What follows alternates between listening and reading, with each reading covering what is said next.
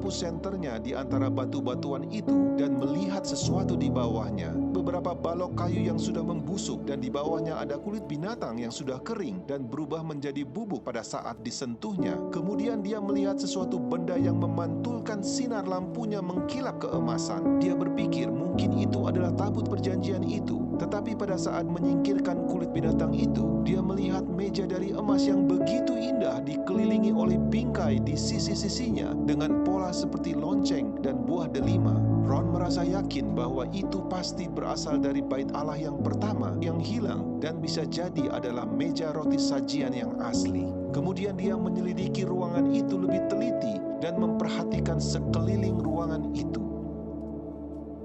Dia menggunakan lampu senternya dan melihat sebuah celah di langit-langit. Dengan memanjat di batu-batuan belakang ruangan itu, dia melihat sebuah peti batu tepat di bawah celah retakan. Peti itu mempunyai tutup yang terbelah dua dan belahan yang lebih kecil bergeser ke samping sehingga membuat celah ke dalam peti batu itu. Sayangnya, tutup itu terlalu dekat ke langit-langit sehingga dia tidak dapat melihat ke dalam peti itu. Ada bercak hitam di celah retakan langit-langit dan juga ada bercak di pinggiran tutup peti yang terbuka.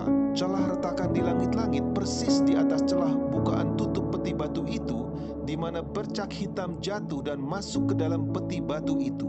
Pada saat itulah seingat Ron, menyadari apa yang terjadi di ruangan itu membuat dia jatuh pingsan.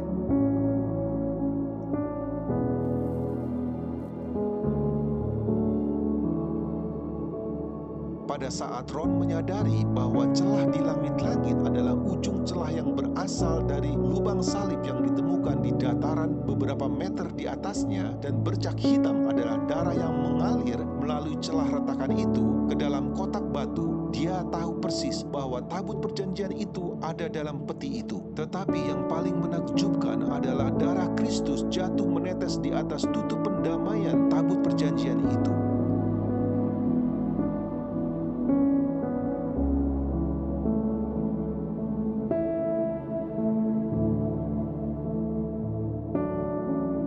Pingsan selama kurang lebih 40 menit. Kemudian dia kembali ke gua dan berhasil memastikan bahwa itu benar-benar tabut perjanjian. Lalu dia memberitahu pemerintah Israel tentang penemuan itu, tetapi Ron diminta untuk merahasiakannya. Ron merasa tidak bisa tinggal diam begitu lama. Ron mengunjungi ruangan itu beberapa kali dan melaporkan ada beberapa perabot yang lainnya selain tabut perjanjian dalam peti batu itu, yaitu kaki Dian yang bercabang 7 dengan pelitanya dari bait suci yang pertama, mesbah pembakaran ukupan dari emas, meja roti sajian, pedupaan emas, efod, topi imam dengan delima gading di ujungnya, timbangan uang dari kuningan, minyak lampu, sebuah cincin kuningan dan pedang yang sangat besar.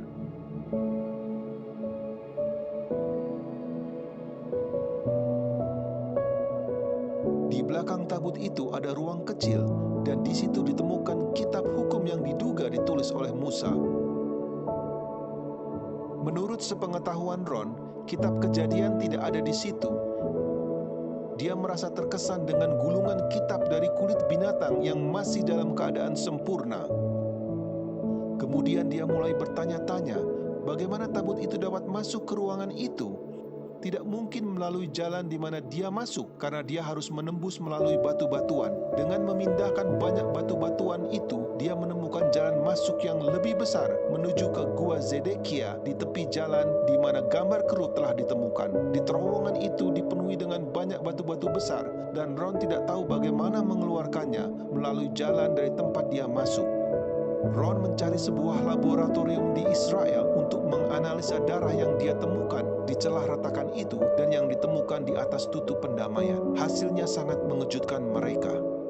First of all, in this analysis, I took the blood into a laboratory in Israel.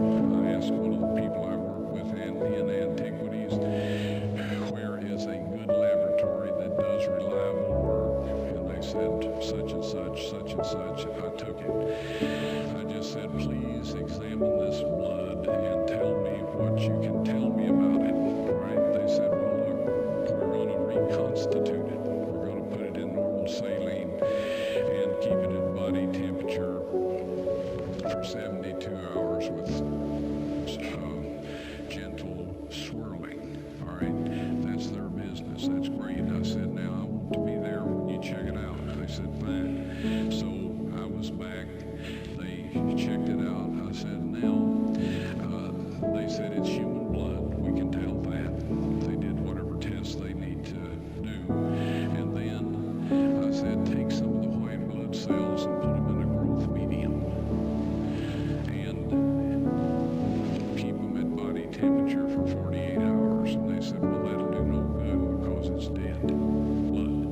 I said, would you please do that for me? And they said, okay, we'll do it. So anyway, I said, I want to be there when you take it out and examine it. So I was back there. They took it out, examined it under microscope, and the one technician called the other one over there, and then they called the boss over there, and they were talking Hebrew a mile a minute there for a little bit, and they looked at me and they said, Mr. Wyatt, this human blood only has 24 chromosomes in it.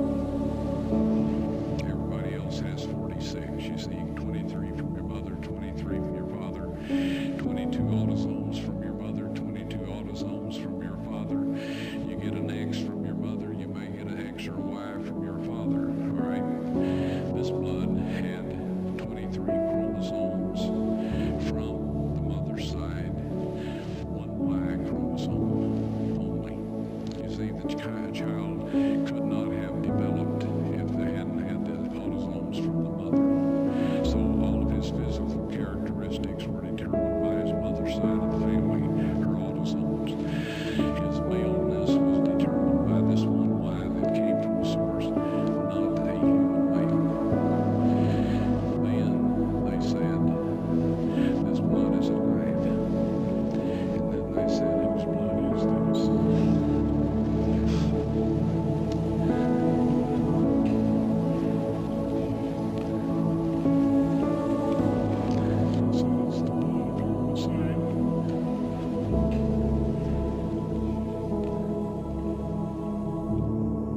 Ketika darah menetes di atas tutup pendamaian itu, terbukti bahwa karena dosa terhadap hukum Allah inilah Kristus menanggung hukuman itu. Dosa-dosa kita merupakan pemberontakan terhadap hukum Allah, bukan terhadap hukum manusia atau hukum agama lainnya. Terhadap hukum Allah inilah kita perlu bertobat. Allah Bapa telah mengirimkan putranya untuk mati menggantikan kita. Ron ingin segera memperlihatkan semua penemuannya ini kepada dunia, tetapi Tuhan menghentikan usahanya itu.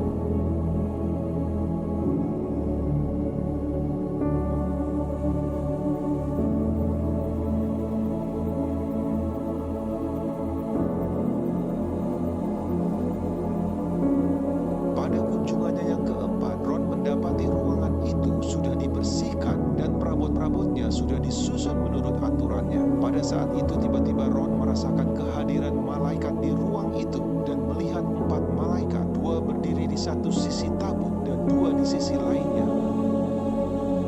Malaikat 2 berdiri di satu sisi tabut dan 2 di sisi lainnya.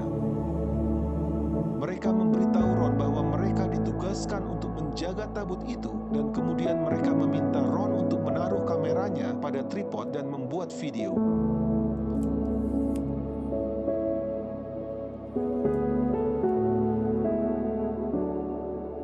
Malaikat-malaikat itu mengangkat tutup pendamaian tabut dan meminta Ron untuk mengeluarkan 10 perintah Allah yang tertulis di 2 loh batu. Kemudian Ron memegang 2 loh batu itu dan mengarahkannya ke kamera. Mereka kemudian memberitahu Ron kapan Tuhan berencana untuk menunjukkan kepada dunia, yaitu pada waktu yang ditentukan Allah pada saat hukum nasional hari Minggu diberlakukan. Segera setelah itu, kedua loh batu itu akan diperlihatkan kepada dunia. Ron langsung